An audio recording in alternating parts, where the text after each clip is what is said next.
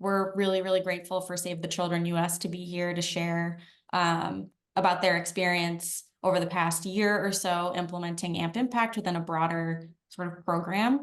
And Alyssa and Taylor are here to share about it, give us a bit of a peek into what the system looks like. And I will monitor the chat in case there's any questions.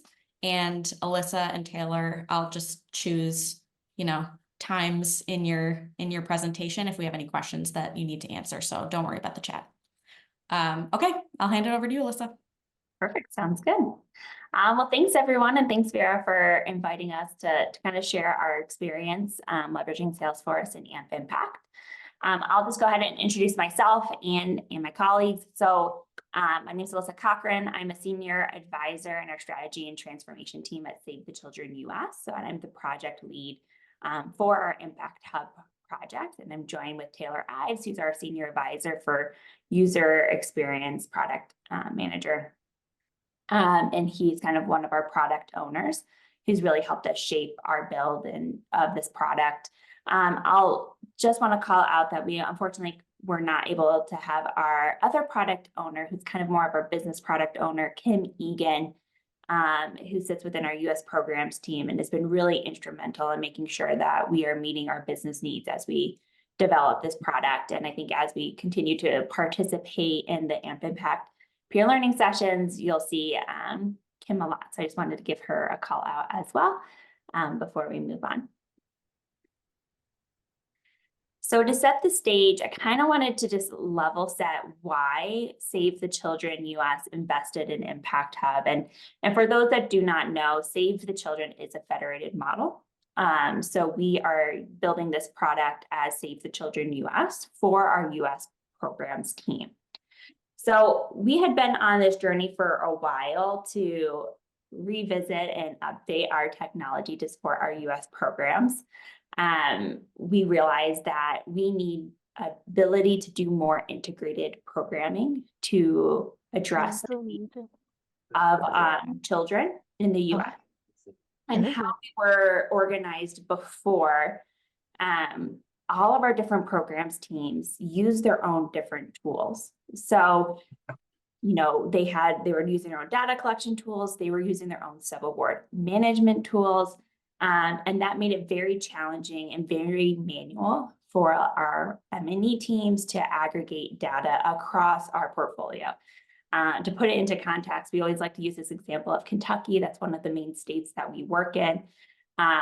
We could not easily respond to the question of who were we working with in Kentucky on what programs and what were our results. We could do that manually, but we had to go into like 4 different tools and aggregate that data, which is not great for being able to make real-time decisions around how can we best support the communities that we serve.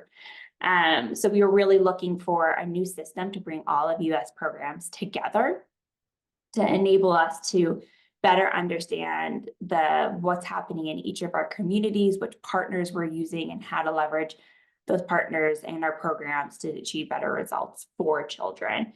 And we did an actual prototype with AMP Impact and Salesforce to kind of see whether or not these tools will enable us to get there.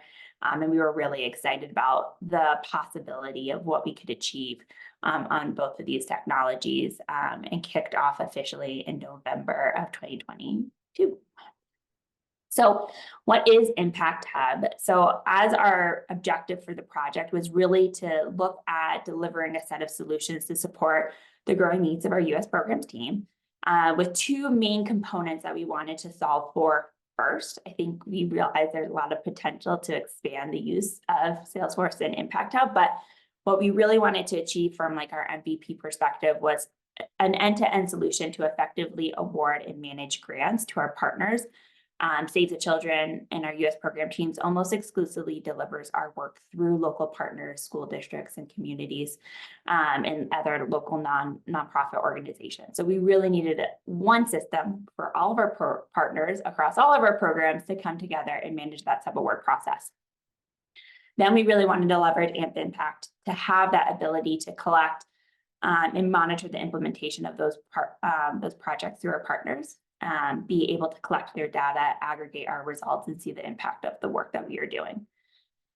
So with that, I'm going to turn it over to Taylor to talk a little bit more in detail about the high-level business process that we've built out to date, the functionality that we've been able to deliver in our releases. We did take an agile approach to this, so really trying to push out functionality quickly so that our users can get in, start leveraging the technology, give us feedback so we can continuously improve the product over time. So we'll talk through the different releases that we were able to accomplish this past year and show a demo, and then I'll come back in and kind of wrap up with some of the initial results and benefits we've seen and where we're heading.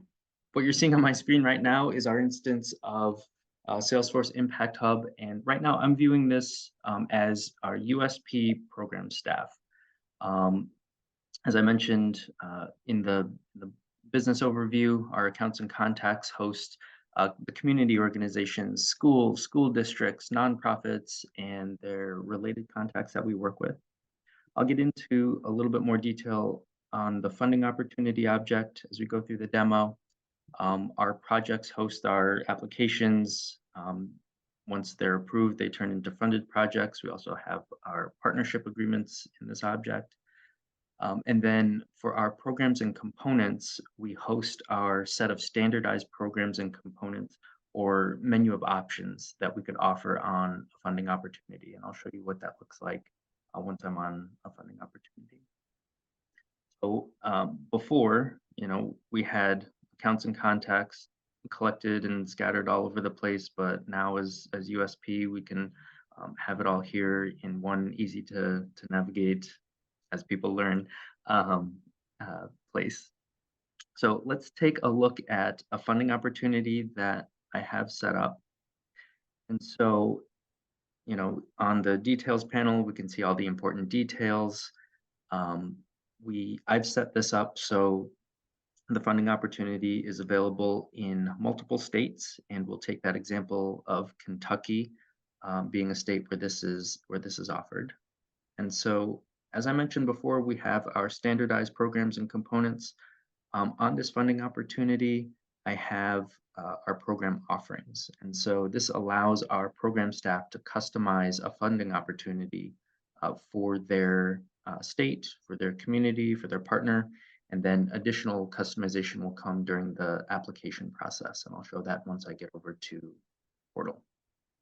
So let's say that I just launched this funding opportunity to multiple states, all from Impact Hub, whereas Alyssa alluded to, we couldn't do that before, right? There were many different places we could do this, and it was all over the place.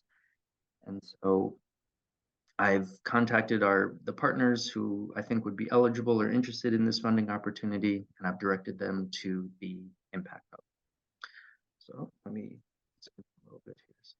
So let's pretend I am a partner in Kentucky by the name of Eleanor Shellstrop. She's just logged into the portal, and here she can navigate to the funding opportunities that might be available to her. If she has applications in flight, she can review ones that she's already submitted. And I'm going to walk through a little bit of a draft application that she has already going on here. So I switch over to her application. So as you can see, she's already started the application process and is working through the sections here. So the one section that I'll highlight, I won't go through every single one of them, but that customization piece that I had mentioned during the application process could happen here in the program selection. And so based on what we offer on the funding opportunity, our partner in the community might want to offer some or all of the different available programs. And we have different components under each of these programs. And so say Eleanor wanted to incorporate collective impact in her project, she could, and then she could select a customized list of the associated components to that program. So I'm going to leave Eleanor to complete her application. And when she completes it, she'll be in a good place to submit.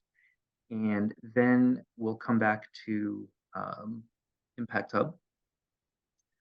And what we love about this is all of the applications for the state of Kentucky can be found in this area, in this related list here.